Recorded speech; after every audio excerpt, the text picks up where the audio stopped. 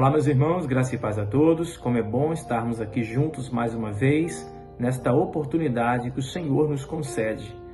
E aproveitando, te convido também a meditarmos juntos no que está registrado lá em Lucas, capítulo 5, que é o contexto da pesca maravilhosa. Sempre temos falado aqui, irmãos, que quando nós levamos nossos olhos para as Escrituras, precisamos enxergar primeiramente Cristo naquele contexto e também nós, né? Então, olha como é importante, nós vamos entender ainda mais meditando sobre esse contexto da pesca maravilhosa. Então, falando de pesca maravilhosa, irmãos, nós vamos entender aqui a primeira pessoa, que é Jesus.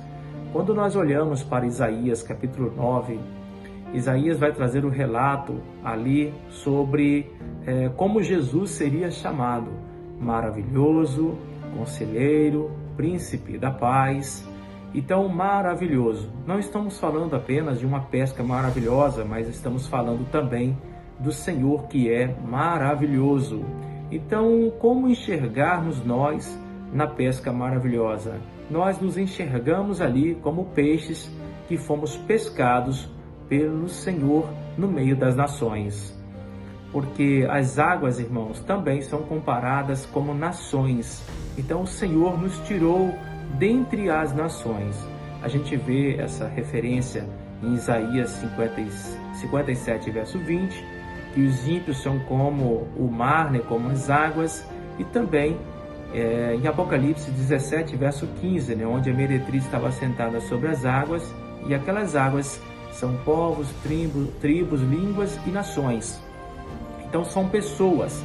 O Senhor está tirando várias pessoas neste mundo, ou seja, tirando pessoas dessas águas e trazendo para a terra. É o que a gente vê escrito lá em Gênesis, capítulo 48, verso 16, quando Jacó abençoa Efraim, que agora passa a ser seu filho, pois Efraim era filho, né, de José, Efraim e Manassés. Ele vai adotar Efraim. É exatamente o que acontece conosco, que aceitamos a Jesus como nosso único e suficiente Salvador. Então nós fomos pescados pelas redes de Cristo, ou seja, pelas suas palavras, pela palavra de Deus. Então olha como é importante, irmãos, que nesse contexto Pedro, ele havia trabalhado a noite toda, não somente ele, mas também ali os seus irmãos, né, os seus sócios. Ali o texto vai mostrar que Pedro, Tiago, João, André, eles eram sócios, né, de embarcações de pescarias, né? Então eles viviam, né, desse trabalho, né, da pesca. Então olha como é interessante. Apesar de terem trabalhado a noite toda e estavam agora às margens ali do mar da Galileia, Jesus estava sendo ali comprimido pela multidão, várias pessoas ali desejando ouvir a palavra de Jesus. Ele vai entrar no barco de Pedro, vai adentrar um pouco ao mar e ele vai começar então a discursar, ele vai pregar. Depois desse sermão, ou seja, depois dessa pregação, ele vai dizer a Pedro que lance as redes ao mar. Eles vão adentrar ainda mais, né, ao mar e vai lançar as redes. E ele vai dizer, Pedro vai dizer para Jesus: olha, nós pescamos, né, lançamos as redes a noite inteira e não pegamos nada, mas sobre a tua palavra lançarei as redes.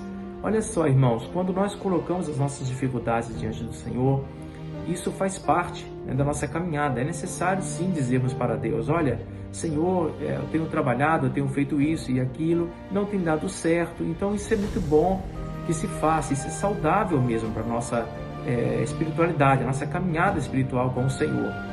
Mas aí sim, irmãos, precisamos nos atentar ao que o Senhor está falando para nós, as suas ordens, né, os seus mandamentos. Quando Pedro obedece, a pescaria maravilhosa ela vai acontecer, né? A tal ponto que Pedro não vai dar conta de tanta abundância, né? de tanta prosperidade, vai atingir outros também, né? Então ele vai chamar outro barco para poder ajudar, pois as redes estavam quase já se quebrando de tantos peixes, né, que foram pegos ali naquela pescaria, naquela pescaria maravilhosa, naquela pesca maravilhosa. Mas algo também muito importante a observarmos nessa pescaria, irmãos, é que apesar dela ser maravilhosa, ela não foi aproveitada por Pedro. Porque no final ali, no versículo 10 e 11, vai mostrar que Pedro deixou aquela pescaria para ser pescadores de homens, pescadores de almas, homens que iriam pescar vidas sobre essa terra, exatamente o que Efraim seria. E Efraim é Israel. Efraim aponta para todos nós que fomos pescados pela rede do Evangelho, né? Pelas redes do Evangelho. Olha como é profundo isso. Então, irmãos, todo o nosso trabalho, né? Tudo aquilo de maravilhoso que nós adquirimos nesta vida, né? Pelo trabalhar das nossas mãos, né? Pelo esforço do nosso braço, não vai ter relevância alguma quando nós atendemos o chamado do Senhor. Há dois pontos que precisamos observar nessa história. A pescaria, né, literal que aconteceu, de fato, ali com Pedro e seus irmãos, mas também a pescaria espiritual. Essa pescaria material, que é de nós adquirirmos a nossa casa maravilhosa, o nosso trabalho maravilhoso, a nossa profissão maravilhosa, tudo isso vai ser deixado para trás. Nada disso vai ser levado, né, conosco quando o Senhor nos chamar desta vida para outra. Então tudo isso vai ficar, tudo isso vai perecer. Então, quando Pedro se atenta a esse chamado do Senhor a pescar vidas, é exatamente assim que nós podemos também compreender, porque ele não levou absolutamente nada daquela pescaria maravilhosa.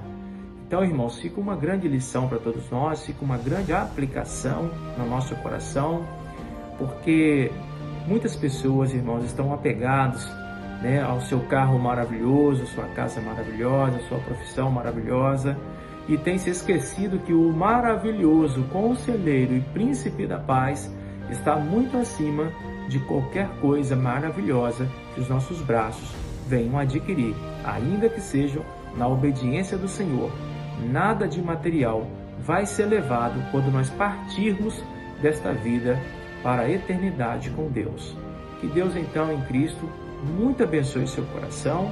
Se você chegou até aqui nesse vídeo e ainda não é inscrito nesse canal, se inscreva, ative o sininho, fique à vontade para também interagir conosco nos comentários.